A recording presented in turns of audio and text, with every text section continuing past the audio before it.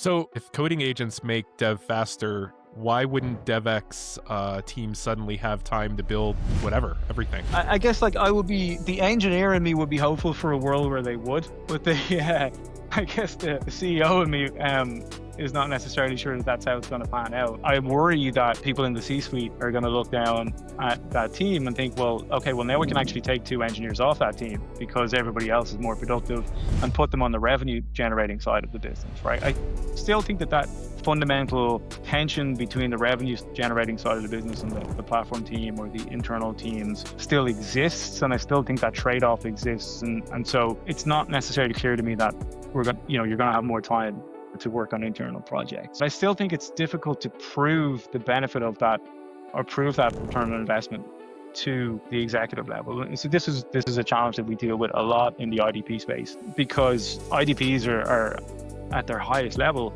supposed to improve productivity of developers. But we're not even all that good. And I mean, when I say we, I mean the industry at large is not all that good at measuring productivity of developers in the first place. So showing a delta between where it was before and where it is now is even more difficult, even with AI. You can obviously claim the cost is reduced, and that's true, but the cost reduction mostly shows up in the front of the application build-out lifecycle. It still gets a bit slower to improve software over time, or it's still slower than it is to start a greenfield project. And then the other large source of waste that I see inside software engineering organizations is not necessarily not building the thing fast enough, but it's building the wrong thing in the first place. And I still think that that's going to be a problem. I don't think AI necessarily tells you what to build or how to solve the pain points of your users.